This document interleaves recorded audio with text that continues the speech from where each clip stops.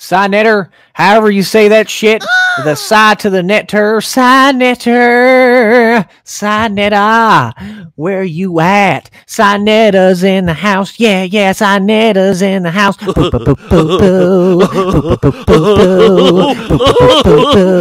Signetta, do.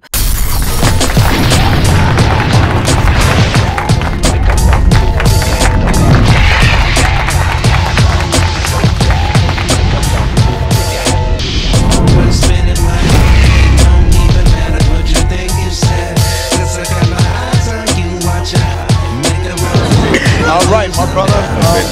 Take it away. Okay. Yes. That sounds so funny. All right. It's good to speak with you, my brother. Good to see you again. Great acquaintances. Once we met each other, we can't shake each other. No doubt. We keep seeing each other. No doubt. And so I wanna get real intimate in detail with who Brother Tariq Nasheed is. I wanna ask the questions that I know is in a lot of people's minds on the streets. You know, table talk, in the bedroom, building, we watching. Man, I wonder if I could ever talk to Tariq, if he would answer these questions, right? So, it's at your discretion. I mean, no offense. We just want to do as much as we can to appeal to our viewership and ask the things that are not commonly asked. So one would be, I'll enjoy your sense of humor. Yes. The puppet making, all of that. I mean, man, I feel we have to have a sense of humor, right? And I don't even think a lot of times you actually mean personal offense. I just believe you have a sense of humor, and people may feel away. What is the backlash like for people that do see you as a revolutionary? Because you're not a self-appointed leader. Many people perceive you as such. So, because of your work ethic and because of your works in general, when we see you in character, somebody say you're out of character, you're making people take you out of character. I see you as that's how the brother is. You know, when you start banging, because somebody is desecrating your name, you know, I've noticed that, well, from my perception, I don't know if it's true, I'm under the pretense that many people have instigated or encroached you, and so you respond. But when you respond, the people always be like, yo, leave that alone, don't deal with that person. How do you deal with the fact that people believe because you do powerful works in the community, you don't have the right to defend your better name? They normally, and I know what they tell you, oh brother, come on, we bigger than this. Oh brother, no, this is destroying the community. Oh brother, why can't you two people just work together? What do you say to something like that? Why don't you just work with the person that you feel is encroaching you or desecrating your name? What do you say to that? Well, the thing is, I always say, man, people think it's cute when folks are taking these little subliminal shots, because people, we like little beefs and shit like that. We like somebody saying slick and we're in the corner like, ooh, damn. But I'm like, look, if I clap back on folks, man, if I clap back on this dude, y'all gonna be mad. So I give people a pass to a certain degree. And if I just get fed up, I'm going in and I'm clowning hard because I'm petty and I don't give a fuck. That's just what it is. And then people try to control the clap back. You can't control the clap back. If I go in, I'm gonna go in hard. But I try not to, because again, I don't like to cause harm to any of our brothers and sisters. You know, I like to have disagreements respectfully. But some people, man, you got to bang on sometimes. Sometimes people take you there, unfortunately. So, you know, I try to do better with the pettiness, but I'm not there yet. I'm praying, but right now the prayers ain't working. You know? But, you know, I try to show as much respect as possible to people, and I try to avoid people that I would have any type of conflict with. Just like our brother Neely Fuller said, if you deal with any other black person, make sure that that black person is going to be on the same page and doing something constructive with you. So that's how I try to approach things. Okay. Hidden Colors is obviously phenomenal. It's uncanny and unparalleled to many works. What do you think? Because you set the bar pretty high for people that intend to control the narrative through film. You've demonstrated what that control means and represents to our community. What sets yours apart from others, whereby it appears that you have achieved the greatest success as a brother of consciousness, in contrast to others who have already been doing documentaries, but for whatever reason, your product is set apart from the rest? And this is not to undermine or speak condescending to others, but I mean, you have the formula, you have the working model. What suggestion would you give to other people in terms of their product for people that may see you as a predecessor? What model, what should they do to get on a Tariq level of production? What you have to do, we have to put the right amount of money into our projects, and you have to make your projects competitive with the majors, and that's what I did. See, a lot of times when we do documentaries, we try to be better than the other brother. I wanted to be better than Warner Brothers Studios. I wanted to be better than the PBS documentaries. So I hired people who did major movies. My brother, the guy who helped me film Hidden Colors 4, he just worked on the Mad Max movie. It was a big budget film. So I would get people from Hollywood who work in big budget films to work on my stuff. And scared money don't make money. You got to start putting your money in something and make it competitive. See, the thing is, a lot of cats, if you get a few $100,000 to make a movie, niggas ain't really had money like that. Some cats, if they ain't used to money, they see $100,000 sitting there, they're like, okay, $5,000 for a film, the rest for a Porsche. You understand? And I fucked with the streets before, so money was nothing. That's why street cats are some of the biggest dudes and the best dudes to put projects like this together, because number one, we're used to money, so we ain't gonna trick it off. Number two, we ain't scared of offending white people. Number three, we ain't scared of jail. Number four, we're used to saying what we have to say and being a boss anyway, so you don't have to look for somebody else to give you direction and say that's not good or that's bad. So that was the approach that I had with it. And I'm glad you actually gave us excellent segue into the next question. For those who don't know you, when did you adapt this ability to execute in filmography like you do? Did you go to school for this? Did you already have this gift prior? What invoked this? What precipitated this event? Who or what inspired you? And when did it transpire? Before school, during school, after school, or any school at all? No, I didn't technically go to school, but before I did movies, I was an author. I'm still an author. I write books, and I wrote relationship books. One of my biggest books was a book called The Art of Macking. It was a book about dating and relationships and having game. And I would do I would do a lot of stuff on television. I would do a lot of stuff on MTV and VH1. And VH1, they gave me money to do a pilot for one of my books. Yeah, so they gave me like $30,000, and on the contract, if they didn't pick it up, the rights to the book came back to me. So they didn't pick up the pilot, but I still got the money and my rights to the book back. So we're out here finessing deals. But I would always look at the stuff behind the scenes. When I did stuff for MTV, I was like, okay, what's that guy doing? That's an editor. What's he doing? That's a colorizer. What's that guy doing? He's sound design. So I was always ear and eye hustling behind the scenes. I didn't really care. Even when I was on television, it wasn't like, oh, I'm going to be on TV. I'm like, let me just get on here, promote my book, and let me see what's going on behind the scenes. Who's the managers? Who's the guys running this stuff? So I would always look at it from that perspective. So when I started doing my stuff, I remembered all the people that I would see behind the scenes over at MTV and BET. Dope. Just in terms of the Hidden Colors series in itself,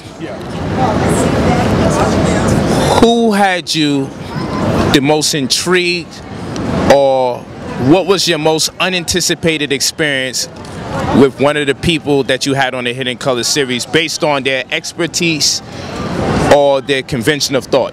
Who had you where you like, wow, I didn't know I was going to get that much out of that person, or their perspective was so unique that it resonated with you and stayed with you? I would probably say Brother Kaba, and that's why Brother Kaba has been a constant in all the films. I mean, the way that brother can teach and the way he kind of breaks it down and makes it simple so that you can understand, I thought that was just brilliant.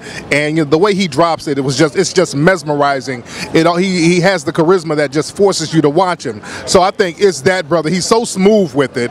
So I think it was him. He has the most influence, and a lot of people really like Brother Kaba. They gravitate towards him, So, you know, the Hidden Color series wouldn't even be anything without Brother Kaba. We always have to have him in it. But the first person that I got for the Hidden Color series who signed on was Dr. Frances Cress Welsing, who was my idol, my mentor. And, you know, her books changed my life. And that was the first person I reached out to. And when she said it was a go, I was ready. That was it right there. Okay, now we don't have to go into any names, but what's the most disheartening aspect of giving someone the platform that you've created, right? And to get a sense of ungratefulness, right? What part of doing for our people, particularly ones you give the platform to, what part is the most disheartening when you sense that they may underappreciate the opportunity you gave them? And I say that in proper context. Let's do it like this.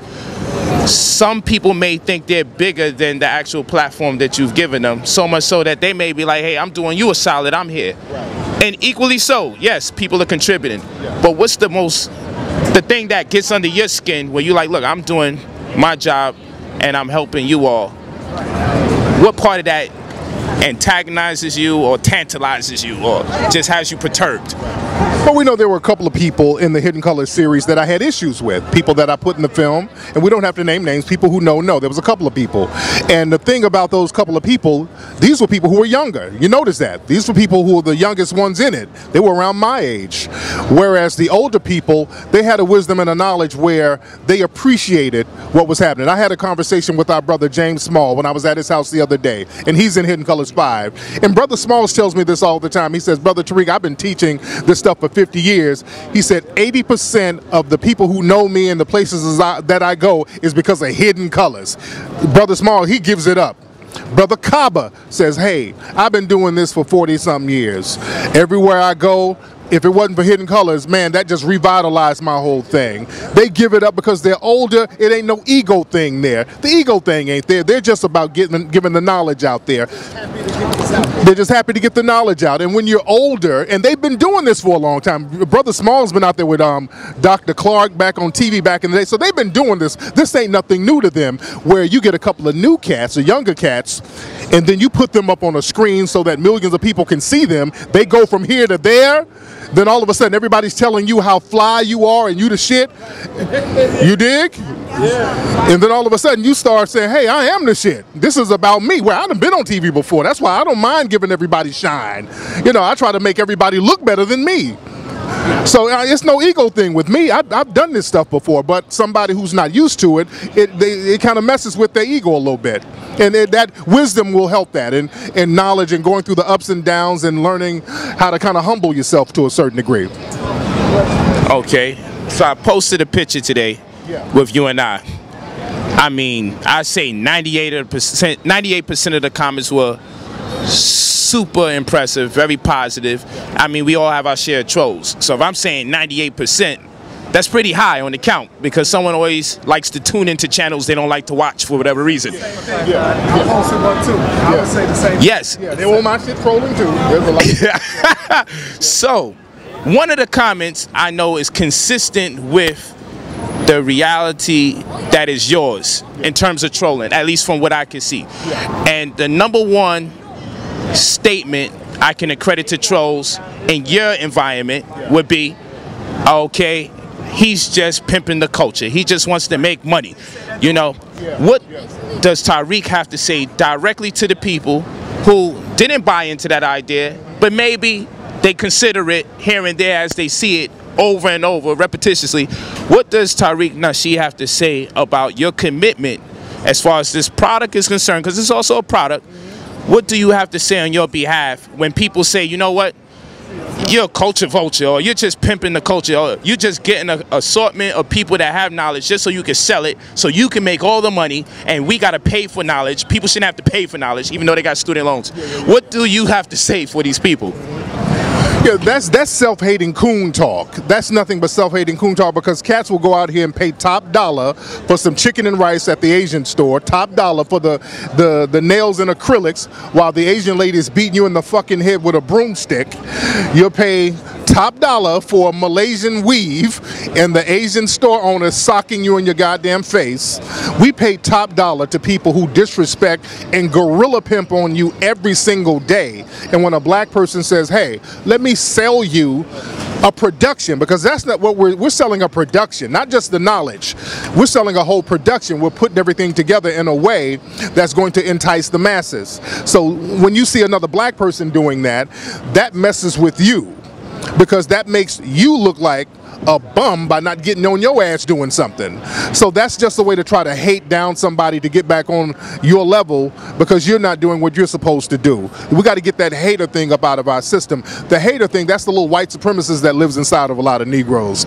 You and I were talking earlier, you made a very good point about how we've been mixed in with the dominant white society. We start taking on some of their characteristics, and some of those characteristics is anti-black racism. So we start looking in the mirror, hating us for doing something constructive, because when you do something constructive, that means that you got to get off your ass. We love love and hip-hop. We love basketball wives that really pimps you, that ain't giving you nothing but ratchetness, but we're comfortable with that. But if somebody is saying, hey, learn this, understand this about your history, oh man, that's just pimping. So we got to understand to get that hater shit up out of our system.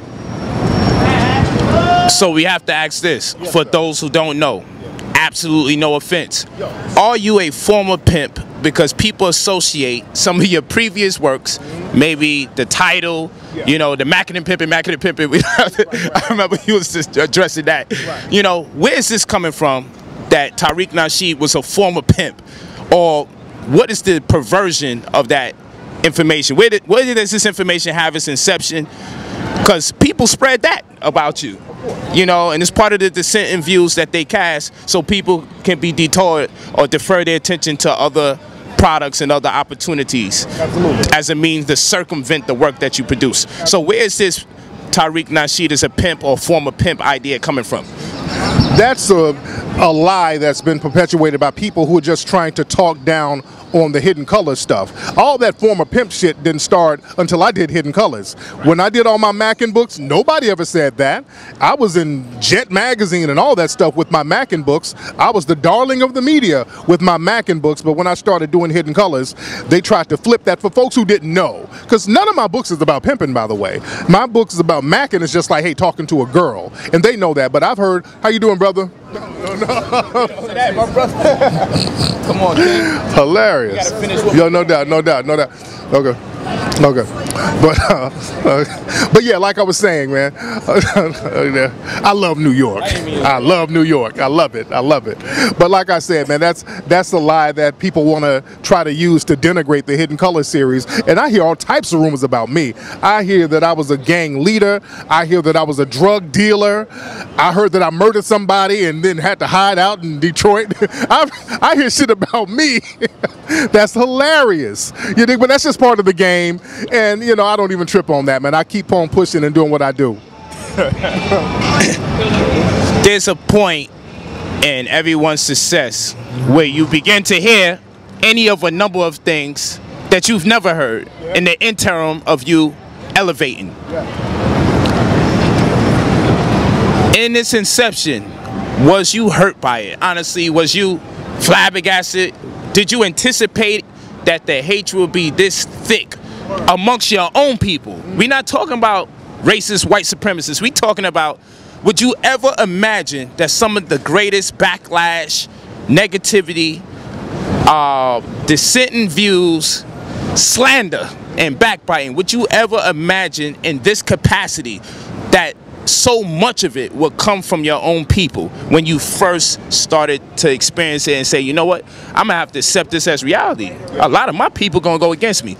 How did you feel when it happened in its beginnings? Not the brother that's more refined now and conditioned, and you clap back, you bang back. I know you had to go through a shock period at one point, well, maybe you went through a shock period seeing how much of our people will go against you. You know what I noticed when people started going against me when I started doing the Hidden Colors series, I would notice a pattern of some of the same type of comments. I remember when I started doing one of the Hidden Colors, and when I started doing a lot of, I was donating a lot of money to like Ferguson and all of these causes, I really started getting it heavy. And a lot of it was coming from these publications like The Root and The Griot and all of these people and Ebony. And I noticed there was a pattern. All of them would attack me at the same time using the same language. And then when I did research, I learned that these are white-owned publications. And these white-owned publications, they co-opt these Negroes to kind of spread misinformation and try to dissipate grassroots movements so that they can place their people in there. Understand that whole, I call it the shea butter crowd. I call that shit shea butter Twitter.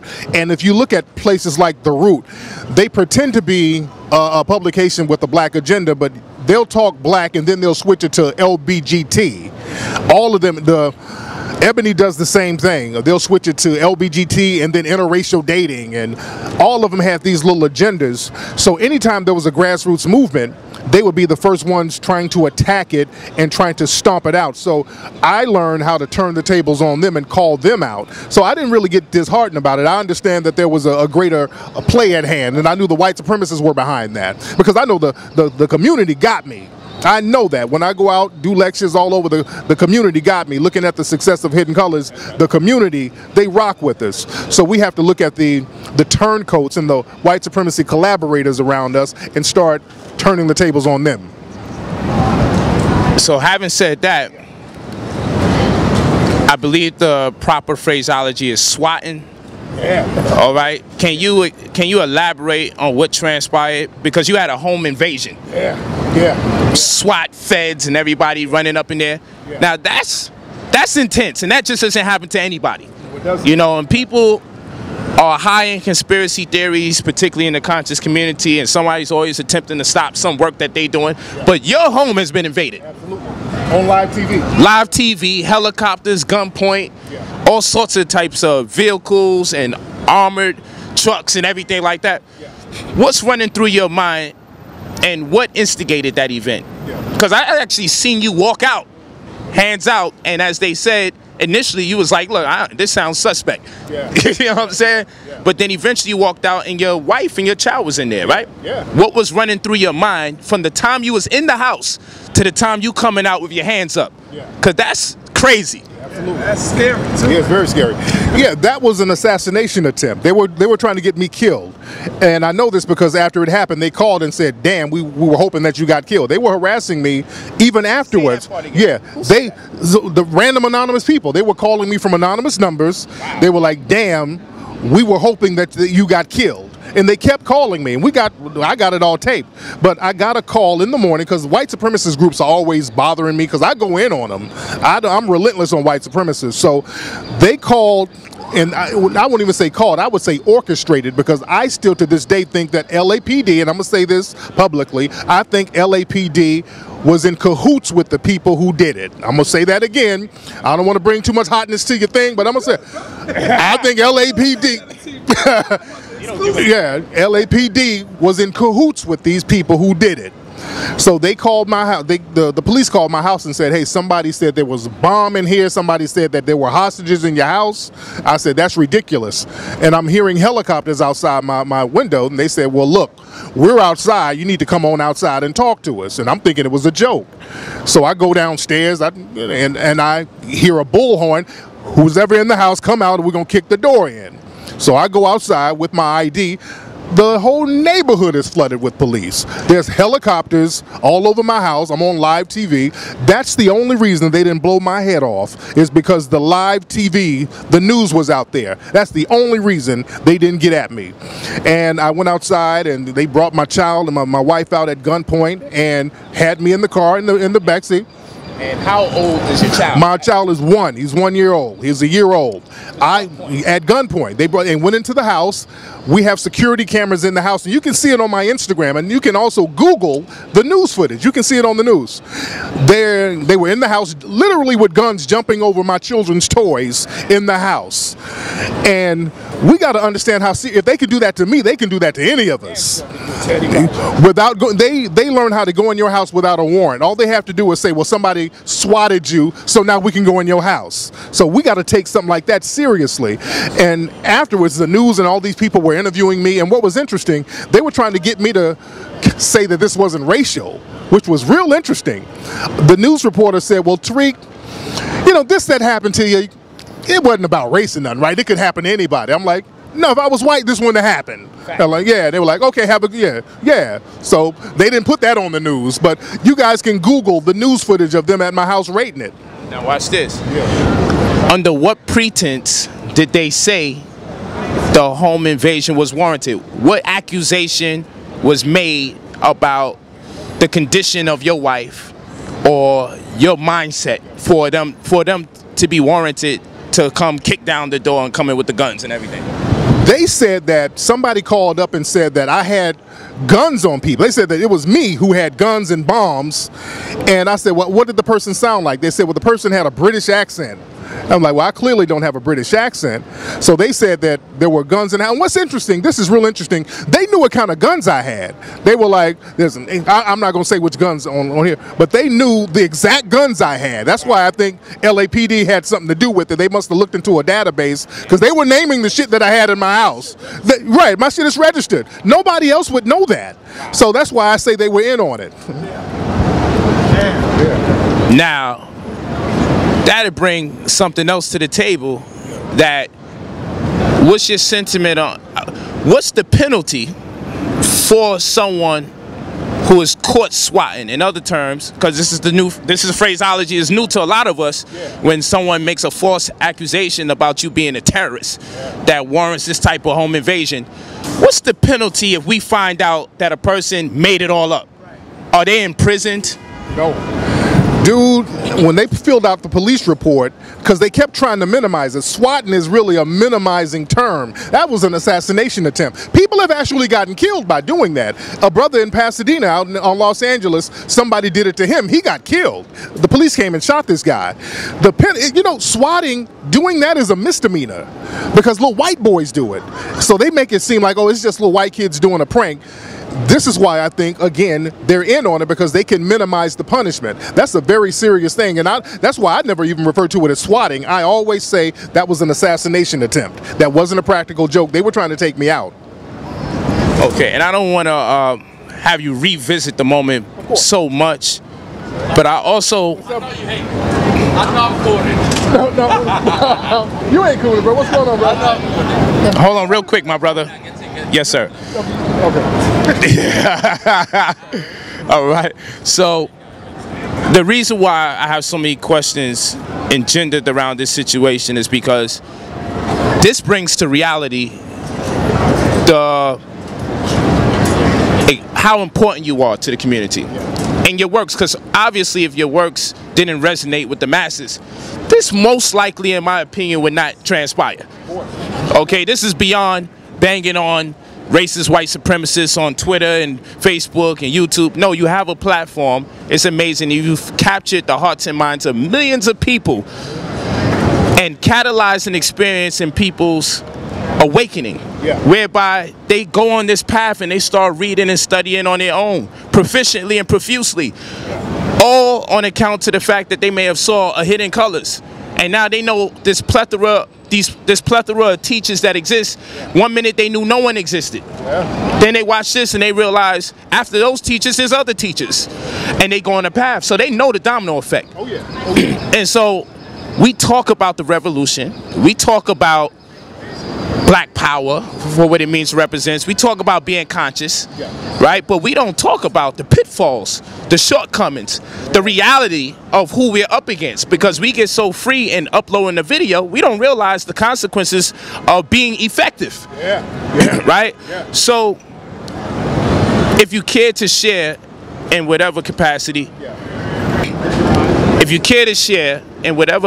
what's the sentiment of your wife? I say this because when I was doing an interview for C-SPAN and CNN, there were snipers on the building. I'm out there with Malik Zul-Shabazz. We doing a protest, the march. They brought out army tanks. And the security moved my wife and my child away just in case something should happen. And then my security stood in position so they could take a bullet. Now, I was standing there like this. Oh, shit. Like, you know, they whisper in my ear, yo, we got a line of here, the sniper over here, northeast, da, da, da. So I'm like, yo, hold the oh, shit. So I'm live on CNN, C-SPAN, I'm cursing everyone out.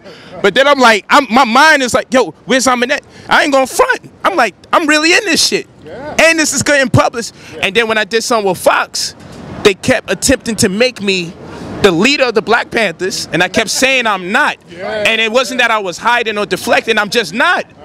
You know, I'm like, look, I'm New Covenant. They like, yeah, when it comes out, the leader of the Black Panther community says that eventually we got to fight back physically. What do you mean by that? You know, and so I'm saying, I know my wife, my children, they had a nice talk with me, and I'm sure you had a talk, right? In what capacity can you share your wife's sentiments? Was she like, look, maybe you need to take a break, you know, maybe you need to take a breather, because at the end of the day, your people are not equipped to organize effective enough to come on your behalf. We know our people. They love you. Great job, Tariq. Yo, you the man. Then something happened, you get locked up or whatever. Yo, I ain't got enough money for the fundraising because, you know, I got to send my children to school. I ain't got enough lunch. We know that's what the situation is, unless we protect ourselves financially, because we just not organized in that capacity. Does your wife still encourage you to move forward? Does she exercise more caution? Was she just crying for days? What can you share? Because I know there has to be some kind of devastating vibe that comes from that, because she knows you at risk, but when it happens, it's a whole nother level. Yeah, you know, especially when the thing happened at the house, when the police came in, you know, she was real nervous. But my wife, you know, she goes to the range, so she kind of expected. What really got her upset is when we went to my children's school and they started asking about it. You know what I'm saying? That's the thing. She's like, oh, they're like, hey, we saw you on TV. It was that type of thing. Yeah, so that, when it comes to the kids, that really bothers her, you know. So she started like, do we need to move? Do you need to chill out? We've had that conversation. You doing too much.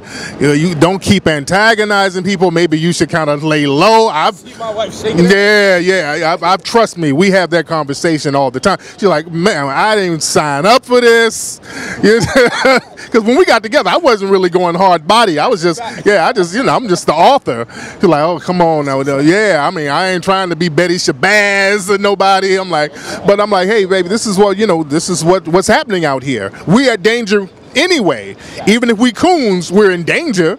So, you know, we unfortunately, you know, they didn't. I'm in a position now where people listen to what I have to say, but we have to protect ourselves. So we get security at the house sometimes. We got like off-duty cops, brothers, who come and look out for us. So we do our best to protect ourselves. But we do have a conversation. And my wife gets, you know, she gets real disheartened sometimes, but she pulls it back up. No doubt. And, you know, I just want to commend you for your work and still doing the work after that, because also, if at the very least, if there's not an assassination, hopefully, as far as the racist white supremacists go, hopefully they can see a change in your spirit where you're like, well, I decline. I'm falling back. You scared the shit out of me? I'm falling back. What is it that's making you still decide to go forward? You know, because, I mean, I could only accredit it to being real gangster. You know, I'm not trying to blow nobody's horn, pause, no more. You know, but I would say, you know, there got to be some warrior something going on in you, warrior gene. We spoke about that earlier on. But what is it that you think motivates you despite that? Because that's past antagonism. That's life-threatening. That's life-changing. That's one. I saw the thing when you said, well, you know what, these guys are actually professional, but what if they wasn't? Right. You know, what if we got that hot-head white man that want to prove a point? You know, what if you sneeze in the middle of all this hostility and you shake too much and they nervous because they already know all the guns that you got registered in the crib, so they don't know what's going to go on? What makes you still say, I'm going to maintain this persistence, I'm going to keep going forward, I'm coming out with part 5, motherfuckers, you ain't stopping this shit? What makes you do that after that? Well, being in the streets of LA, I just learned not to be afraid to die. My wife hates for me to say that. My wife hates for me to say that I ain't afraid to die. She's like, why are you saying? Don't put that shit out there. You a dad. We got these babies. God damn, don't even say that. But I'm just not. You know, that's why I try to set up something in case something happens to me. The kids are going to be okay. But look, I've been in cars where motherfuckers have done drive-bys. I done had guns shot at me. I survived. I'm here for a reason, so I'm not going to be afraid of that. I done been in the LA County. I've dealt with the police before, so I'm just not scared of them. When I was doing the interview with the news, I noticed they kept showing my hands and knees to see if I was shaking. I was calm. I'm like, they were like, you're not nervous? Nah. I mean, damn, but they were gonna kill me. They were gonna kill me, but I'm gonna still say what I have to say. You know, because I know what I'm doing is right. I know that I'm doing something. I'm doing God's work out here. God doesn't want us, the Creator doesn't want us to be subjected to some damn white supremacists. That's not my purpose, and I won't live that type of purpose. I would rather die than sit up and be a coon and just kind of go along with a program that's ungodly. You know, liberty or death for me. Last question on that. You walk out, your hands is up. What's the first thing you think about? What's the first thing you see? And what's the thought that follows? Because I'm sure you remember the first thing you thinking when you come out and you see, because you say they was all over the neighborhood. Yeah. I imagine that you didn't imagine how deep this thing was. Yeah. So when you step out and your hands are up and you look and you see what kind of atmosphere, what the climate is, what are you thinking at that very moment? And then what's the next thought that follows? When I came out the house, I'm like, they're really extra with this bullshit. I'm like, there were so many cops, and they had on bulletproof, they had on military gear. That was the thing. And this is a residential gated suburban neighborhood. And they were at my house like I was fucking Pablo Escobar. I'm like, they're real extra with this. So I'm like, I'm just gonna be cool. They were like, lift your shirt up, let's see if you got a gun. I lift, yeah. If you see on the news, I lift my shirt up. I'm in my pajamas. My pajamas about to fall down. Yeah. But I was like, my concern was, I hope they don't go in there shooting, because my son is in there. That was my concern. I'm like, hey, I kept telling her, hey, my son is in the house, my wife is in the house, and y'all got to be careful. So they were like, we're going to look in here and make sure everything is good. They were trying to be calm with me, and I'm like, man, y'all really doing the most. So I wasn't scared. I was just really annoyed with all the extra shit that was going on. Wow. Yeah. Man. That story in itself, man, this is just real life right now. Yeah. You know, we seen, like I spoke about earlier with the movement Move in Philly, how they literally bombed that neighborhood. Yeah. You know what I'm talking about, Si? Yeah. You feel me? And all the things they did with John Africa, you already know. And Pam. Yeah. You know, so, I mean, Ramona Africa. So we're no strangers to this with this information, but what I've learned from being around you and just seeing what goes on, you know, these guys who be behind the camera,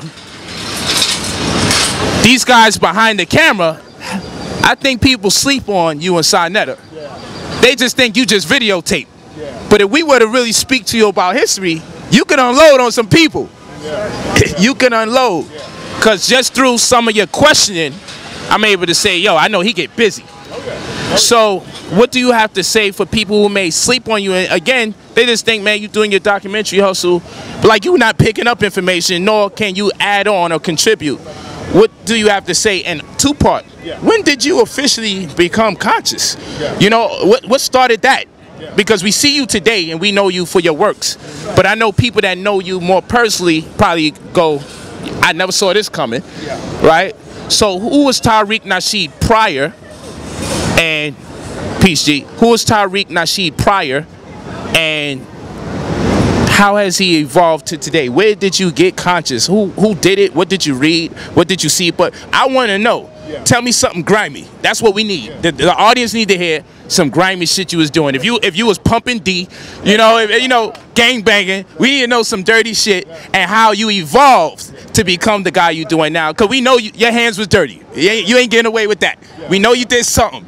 So tell us something, not everything. You know, just give us a little insight on who Tariq was in the past. Cause I know enough to know his name heavy in the streets. Cause some people I know him, and they're like, nah, they better stop bothering this brother, cause he can make a call. I'm not even lying. When he was going through some stuff with some other people, I knew some people that knew somebody that knew him from his past, and it was like, yo, he can make a call, quiet as kept. So all the puppet shit he doing and all that, that's him venting his frustration positively. You better let him do that. You know what I'm saying? Before you make that call. So what the hell is going on with you prior to this consciousness, and how you find your way here? Yeah. No, I was a hustler in L.A. I don't get into specifics because ain't no statutes of limitations. Don't let nobody fool you. Bill Cosby had to learn what no statutes of limitations. So yeah, I understand that. But I was grinding in the streets of L.A. heavy. But I was always a knowledgeable dude, because understand, back in those days, the street dudes were smart dudes. They would study. They would read books. They would read law books. So I would read books by Shahrazad Ali, John Henry Clark. I read Dr. Welsing's book in the early 90s from a street dude. A drug dealer gave me her book. A friend of mine who was a drug dealer gave me her book with cocaine on it. There was cocaine on the book. I wiped the cocaine off and read the ISIS papers, and it blew my mind. So there's always been a connection between street dudes and conscious dudes. There's always been that connection. Look at the Black Panthers. They were down with the Avenues and the Slausons out in L.A. I was talking to James Small. He was talking about how Malcolm X was hooked in with Bumpy Johnson. You dig? There's always been that connection. The conscious people mixed in with those numbers runners who would give money to those in the community. So there's always been that connection. So I've always had that knowledge, but there was really no market for it, especially on the streets of LA. You know, we had little underground videos and stuff like that, but as I gotten older and I started to learn film production and all that, I took that expertise and then I utilized it in that area. But you know, I've always had knowledge, and I've always been conscious. I've always known who the John Henry Clarks and all these people were. I would read Malachi York's books in LA. That was real big in LA in the early 90s. All of those books. So we've always had that knowledge, but a lot of people think that this is something new to me, but it's not. I've been to all the places that I talk about. When we talk about Spain, I've been to all the Moorish castles before. I've been to Asia in huts with people with big ass afros. I've been to these places on some hustle shit. I've been to Malaysia, Bali, Thailand, just on some hustle shit, because I used to get money and just go out of town. I'd go to Santo Pre and all these places, and I would see all these people while I'm chilling. I'm like, damn, they don't look like the people on TV. They don't show these dark people. That's one of the things that made me say, I want to do something to show what people really look like, because I was just traveling on some hustler shit. And that's how I knew about all these folks and all of this stuff, because I would also read in other countries books and stuff you can't get here. You dig? That's how J.A. Rogers, remember him?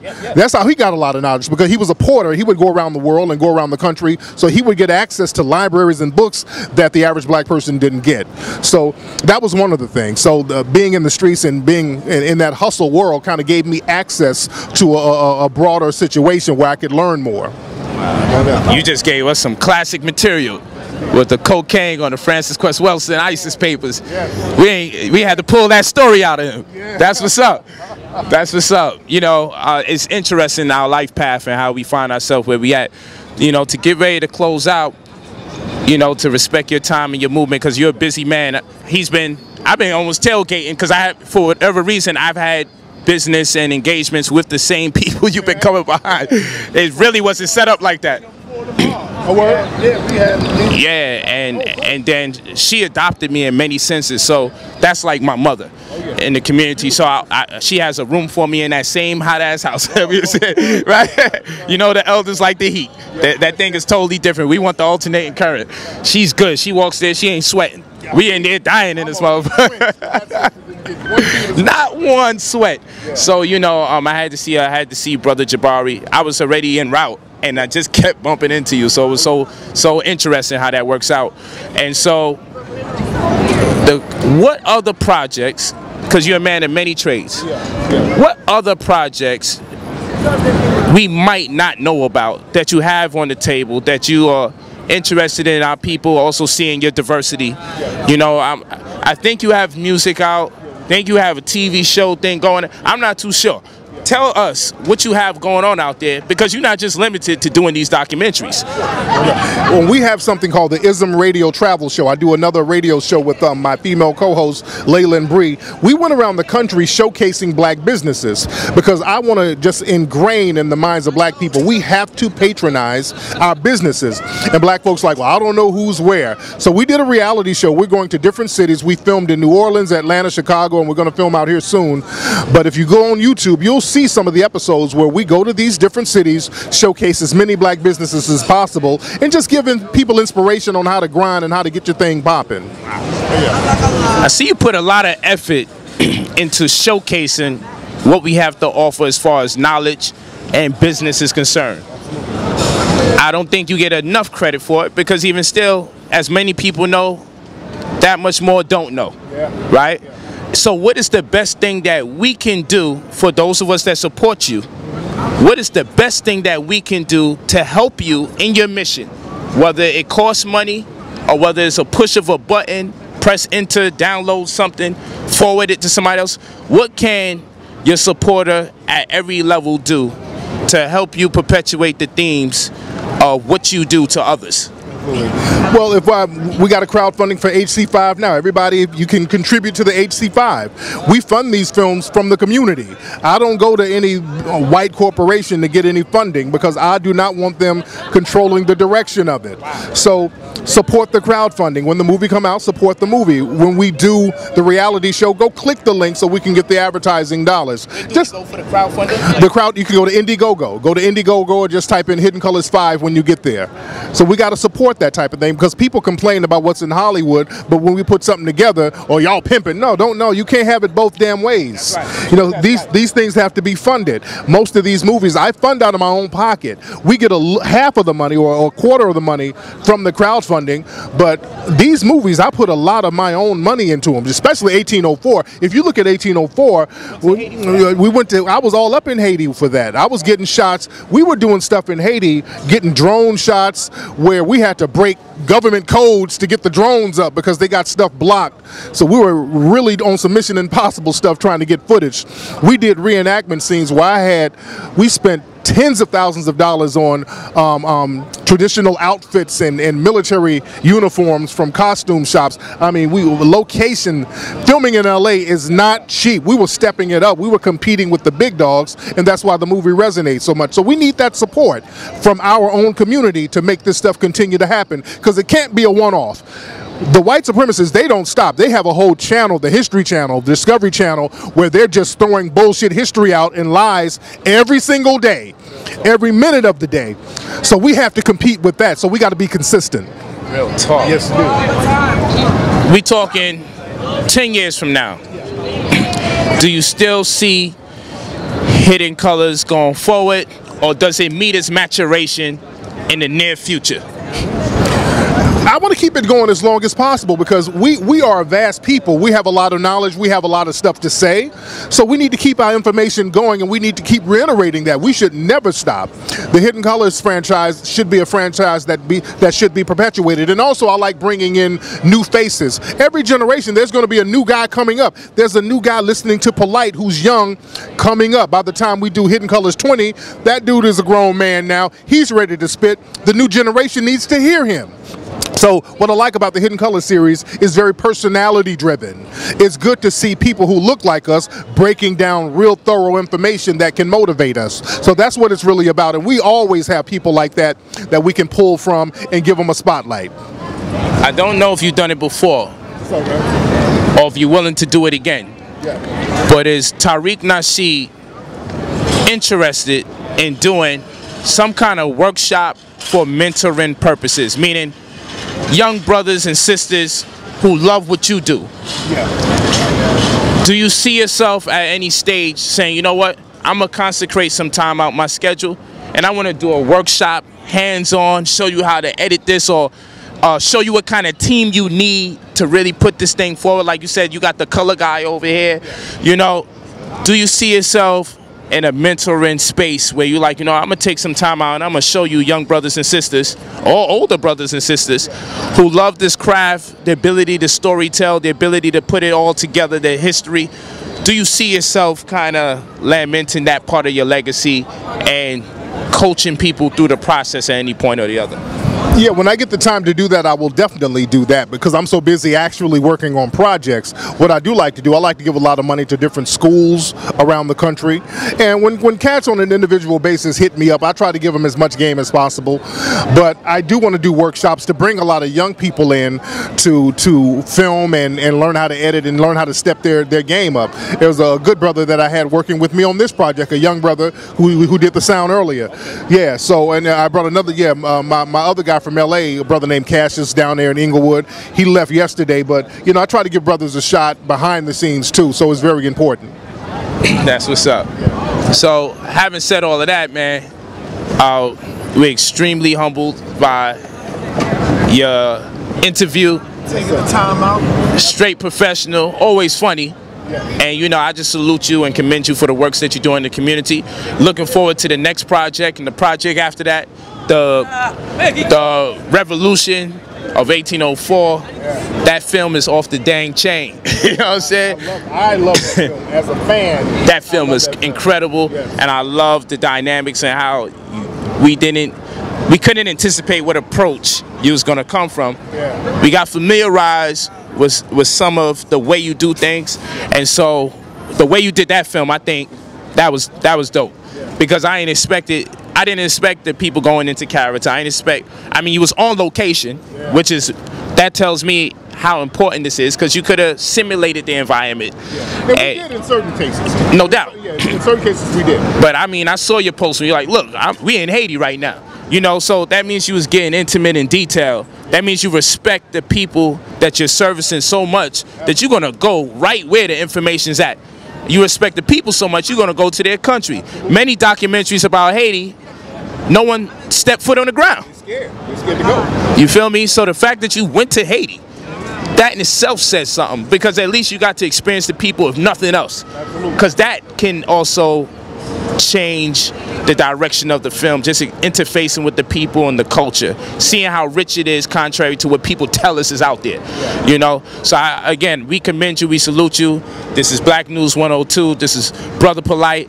This is Tariq Nasheed, and we give a lot of thanks to our brother Sarnetta. Peace out. My man. All right, guys. Appreciate you, Sarnetta. Appreciate you, Polight, man. My pleasure. I love coming to New York. I love chopping it up with brothers like y'all. And, you know, I want to come back out here. Every time I come out, I'm going to chop it up with you guys, man. And I appreciate you for being in Hidden Colors 5, man. People are gonna really, really gravitate to your message. I promise you that. All right. All right. Peace, brother. Thank you, man. Appreciate you coming out, spending time with us, man. That's how you give back, too. You give back to the community like you ain't... so you don't feel that you are so big over us, where I don't want to stoop down to these brothers out here. So I appreciate you, my brother. Peace. We can see each other in LA since we both out there. Yo, when you coming back out, bro? I'll be back out there in a week. Oh, cool. Yeah.